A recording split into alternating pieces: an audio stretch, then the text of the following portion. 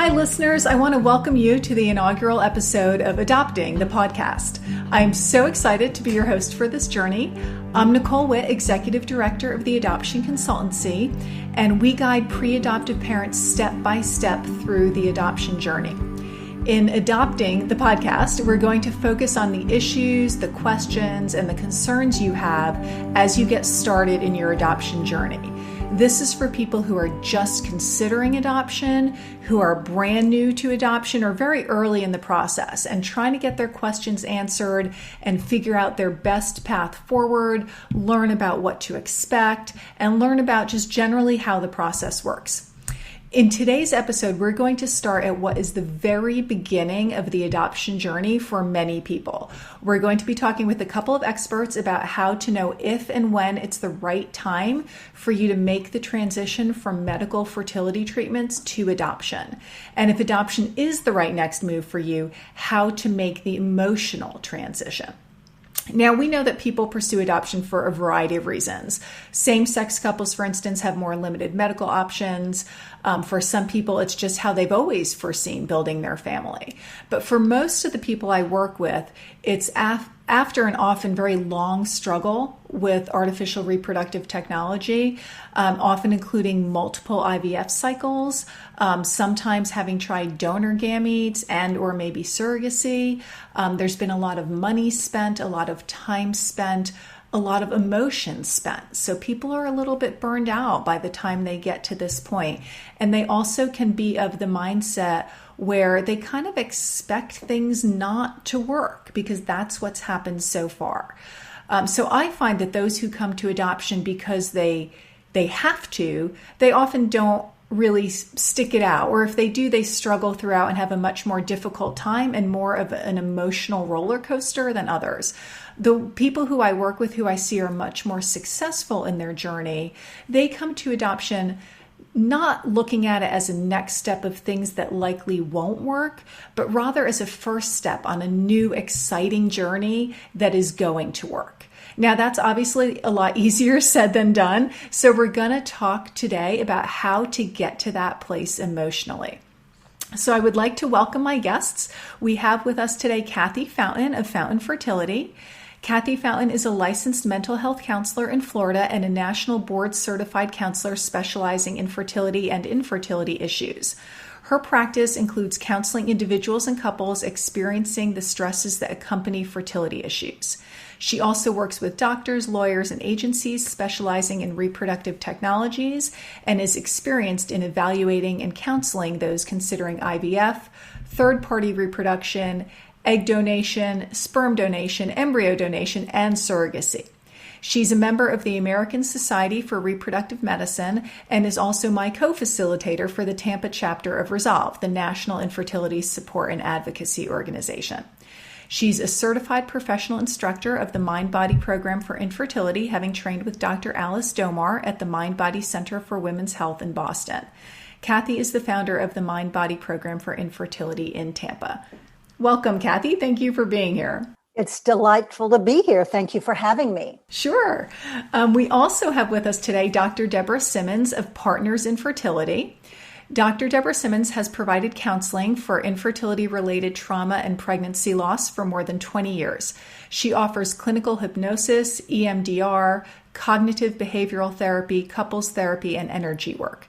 She prepares straight and gay couples and single women and men who wish to pursue IUI, IVF, donor eggs, donor sperm, donor embryo, surrogacy, and adoption. She prepares gestational carriers for surrogate pregnancy. Dr. Simmons consults with the Center for Reproductive Medicine in Minneapolis, where she screens potential egg donors. She's an active member of the American Society for Reproductive Medicine and Resolve and on the board of Fruitful Fertility. She frequently does decision-making with clients who are considering a variety of paths to family building. Hi, Deb. Thank you for being here, too. Thank you for having me. Sure. And why don't we start with you, Deb? What are some of the factors that you see that lead people to end treatment and start to explore adoption? Interestingly enough, it's the psychological factors. It's feeling worn out. Mm-hmm. And people will do almost anything until they feel that they can't. There's also the financial factors. Of If we can course. only put some amount of money into family building, what is our best path? Where are we going to get the best payoff? Yeah, those are all important questions, and I want to make sure that we have that we dig deeper into a couple of those today. Before we get to that, Kathy, what are your thoughts on what do you see in terms of how couples who are struggling with infertility tend to view adoption as an option? Well, as Deborah said, they are emotionally worn out. They have the medical part, the psychological part, the hit it takes to their self-esteem, their feeling of being masculine or feminine, being a complete family. It can be exhausting. That's what I see, is they are just exhausted. Most of the people that you see, and I send many to you, Nicole, it's kind of like their backup plan. They didn't expect this. Right. You think, well, we can always, consider that in the back of their mind. So it comes to be a backup plan, maybe not their first choice. But I find that if they can see it as a choice, as an option, as opposed to a backup, if they can feel good about it, like I'm giving a child a home, this is going to be my special child that was supposed to come to me, they do so much better emotionally getting over that hurdle than if they just see it as the backup and it's not my first choice.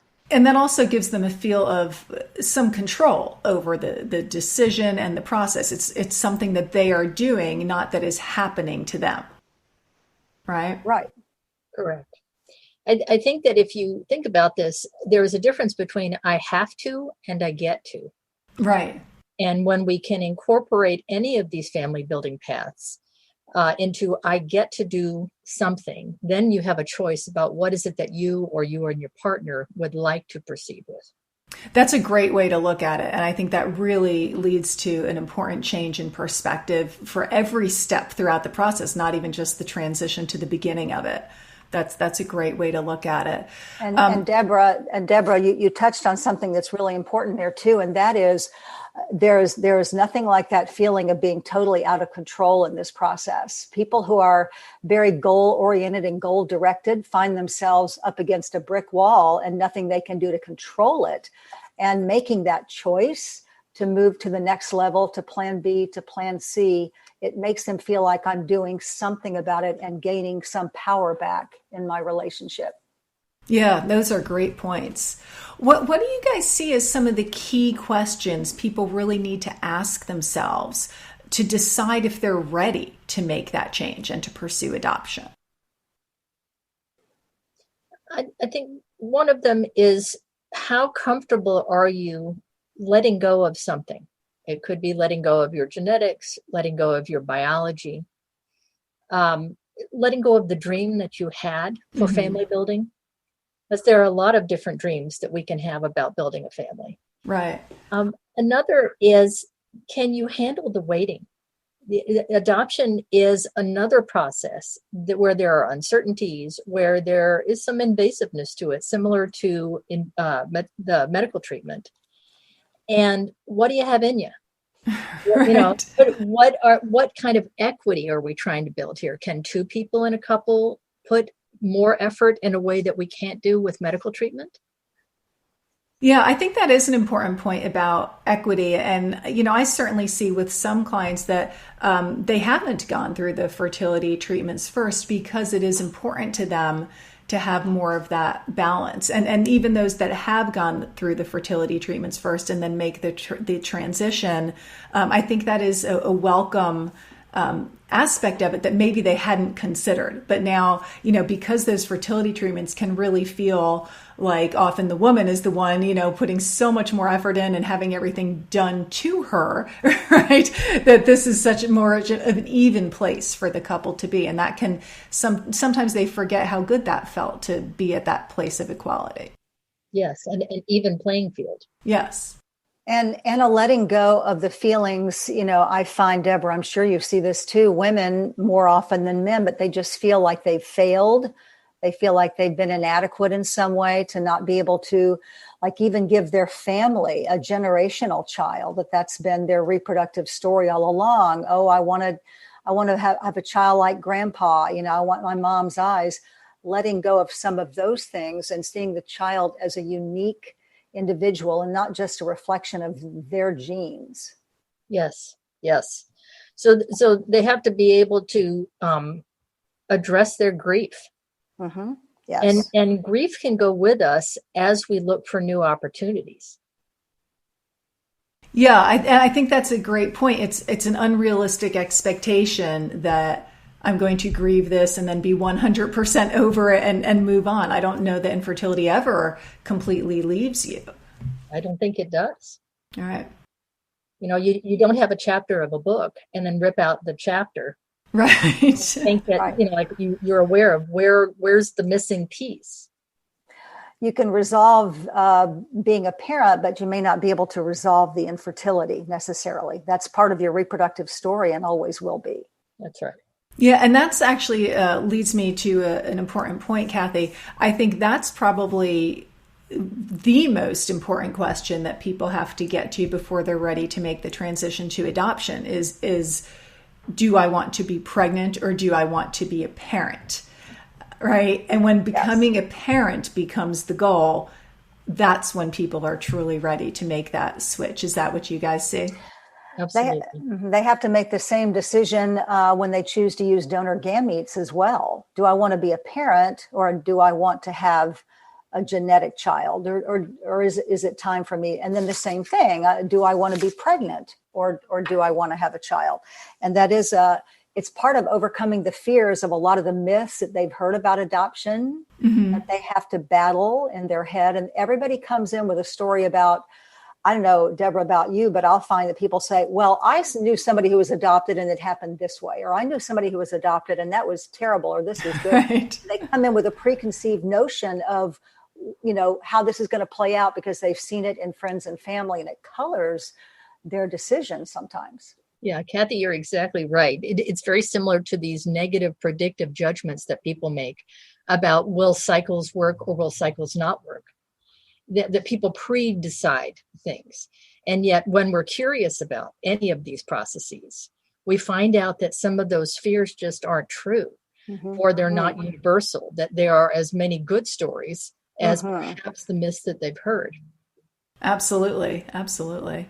And Deborah, you alluded to something earlier that I wanted to talk more about, was in terms of if people are pursuing this as a couple, what do you tend to see in terms of how often are both members of the couple exactly on the same page at the same time? Or should they expect that that's not going to be how it is? And how do you recommend people work through that? I seldom see that people are on exactly the same page at exactly the same time. I've used the metaphor of walking down the road. One person may be sitting in the road, the other person may be running down the road. And so we have to, sort of turn around and look at each other and say, okay, why are we are where we are? And how do we get to more alignment? And it's not judging the other person for their fears. It's not deciding that other person is wrong. It's figuring out where are we in this moment and where is it that we want to go? As Kathy said, do we want to be pregnant? Do we want to be parents? And if people will be honest with one another and not fear what the other one is thinking or might say, we do a whole lot better. So it turns into a couples conversation about where are you right now? What does your imagination say? And probably most important in my practice is what does your intuition say about this? We can vet all kinds of things analytically, and we should. Ultimately, it's our gut instinct or it's the thing that says, this is what feels right. Yeah, and having that faith and trust in that, which is something I think that people during the course of going through infertility, sometimes they shush that voice inside of them. So learning to listen to it again. Yes, it's something that I like couples to really hash it out very honestly. Even if there are things that they're afraid, go ahead and put it on the table. And then we can find out often like, oh, I didn't know you thought that. Okay, we can work with that. Right. Right. Kathy, what are some of the other big stumbling blocks you see when your clients are considering this transition? Well, I think the first thing is they ask themselves, can I love a child? Can I bond with a child that is not of my body, not of my genetics? So that's the first thing they ask themselves. And they torture themselves sometimes with, how will I feel? They're trying to, like Deborah said, they're trying to predict what they might feel. They might presuppose that maybe I won't feel the same way about the child. They might worry that their families might not see the child as being as legitimate as other biological children in the families.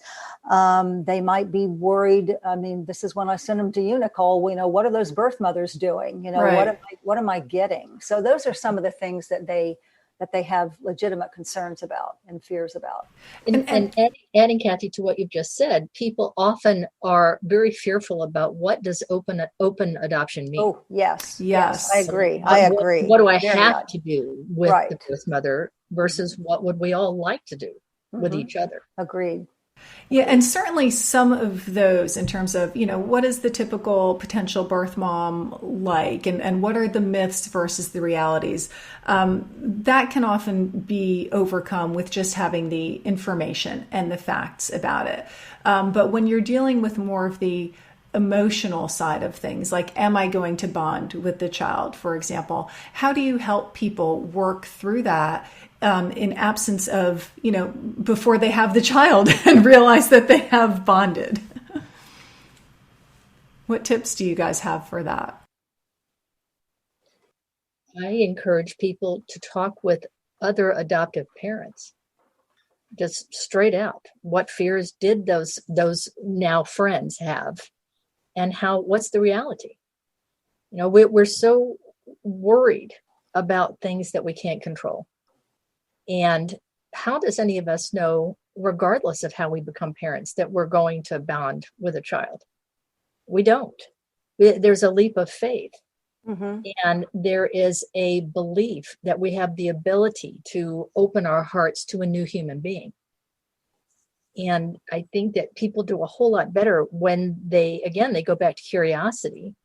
How might it be? That's a different question than can I? Right. Of course you can.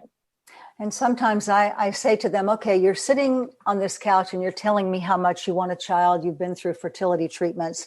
If someone were to knock on the door right this very minute and walk in and say, I found a baby just lying here on the street. Would you like it? And they just put this baby in your arms.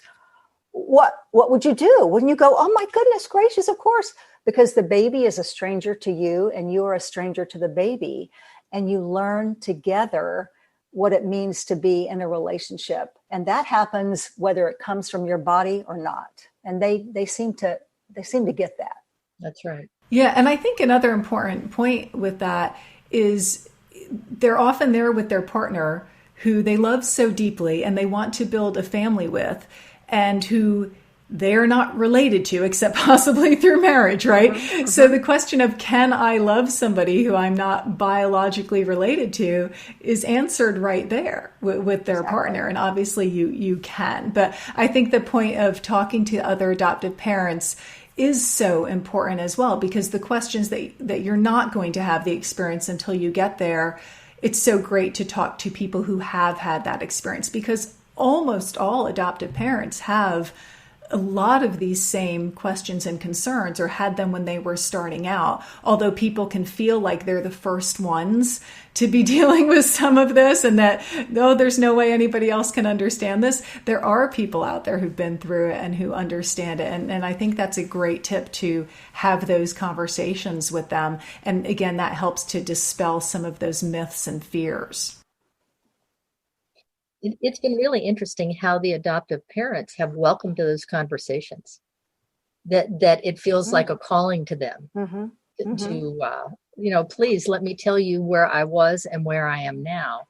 And what they'll say is they hear the same fears that they had themselves. And you get a sense of the journey and the growth and the acceptance of the situation. And, with acceptance, we can like it or not like it, but we can still move forward in a loving, compassionate way that allows us to regain those dreams. Yeah. And Deborah, don't you also find that when I talk to parents who I've seen in the past and then they adopt, is that they almost come to a like a spiritual moment of this was meant to be my child. This is the one who was meant to come to me. And boy, does that level out a lot of those anxieties if they see it as something that was maybe not fate, but just a special thing that happened that was supposed to happen exactly the way it happened. Yes. Yes. Right. Because once they adopt, they can't imagine not parenting that child. Right. That's right. Exactly. And people psych themselves out with this anticipatory anxiety. That's what a lot of the fears are. And then the reality is like, here we are right now, and we're living it. And not only is it not scary, but we're in it and we're going. Right. It's pretty great. Okay. Jumping back to one of the other stumbling blocks that we have alluded to is the finances, right? Obviously, finances are a huge consideration for everybody. And infertility treatments are expensive, and adoption is expensive, and people have limited resources. So how do you help people come to terms with that and to make sensible decisions on this topic? Well, I think that for some of them who make the decision, well, first of all, I encourage them to go get the facts, go get some information. There's a myth out there that adoption is so expensive, I would never be able to afford it. So I have some resources I give to them, and I say, do your research, know the facts before you prejudge that you will never be able to afford this. But some also realize that even though it might take a while, that as opposed to a fertility treatment that doesn't carry a guarantee, with adoption, you eventually, no matter what the cost ends up being, you bring home a baby. Right. And that is appealing to a lot of couples. Mm-hmm. Yeah, that there be some certainty. I do what I call a value analysis with people, and that happens for people who are trying in the bed or people who have been through a lot of medical treatment, that I have them look not only at the pros and cons, but the advantages and disadvantages of where they are or where they can go. I have them look at intended consequences, as Kathy said, that eventually you will come home with a baby. The unintended consequence could be that it's in 2 months. That nobody considers that. True. That it is possible. If people, again, will use their analytic brains and their intuition, they even if we were to lay out exactly in that value analysis all of the things that people think about, there's going to be a couple of factors or values that jump off the page. Is it that you value time? Is it that you value the equity in the relationship? But there will be something, and it's been fascinating to watch people who will say, I never thought about this before. This is giving me this opportunity to, as you talked about earlier, Nicole, about perspectives. There are a number of perspectives. There's no one path, one right way or one right path. Right. No, that's a great point.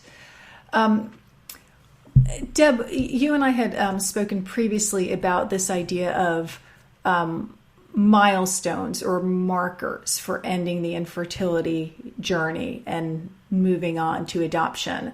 Do you want to chat about that a little bit more and how that can help people to make the transition? Sure. People tend to mark milestones in terms of time. Here it is December, and it's another year, another Christmas where you don't have what you want or need. Sometimes it's this overwhelming sense of can't do one more shot, can't go into that office one more time, can't take one more bad news phone call. There was even a woman at a fertility clinic who talked about when the receptionist took her chart and put it on the desk, and it made a whoomp sound. And there was something which indicated that it had been a long time. It was a very big chart. And that there was something about that sound that said, gosh, I've been at this for a long time. I'm done.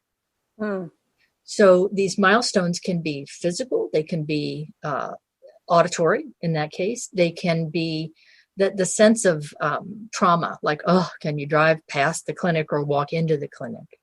It can be all kinds of things. Yeah, no, those are really good points. I know, Kathy, you had alluded to some of the myths that tend to hold people back, and that's something that we could and perhaps will do another whole episode on, and getting into the openness, which is something that holds a lot of people back. But along with many myths, once they learn more about it, it's not nearly as much of a barrier.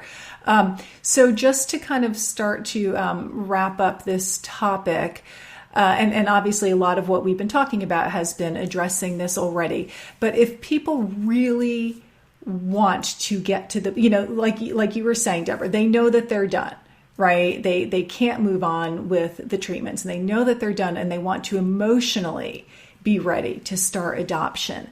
Any tips you guys want to wrap up with that really might help them start making that emotional transition?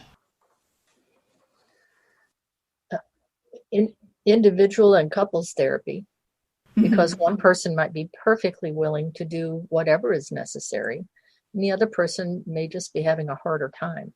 It depends on the level of trauma. I also think, as Kathy said about the research, talking to other parents is hugely important.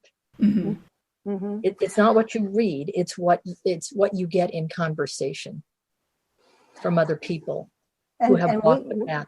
We've had the really nice experience. We're lucky down here, Deborah, that Nicole and I have co-facilitated this Resolve group. And Nicole will talk about it sometimes in the group. And just hearing her sit there and talk about her experience, what she does for a living, and other parents making that same consideration. You can see the faces around the room going, they sort of nod like, oh, yeah, maybe I could see that. I could see that.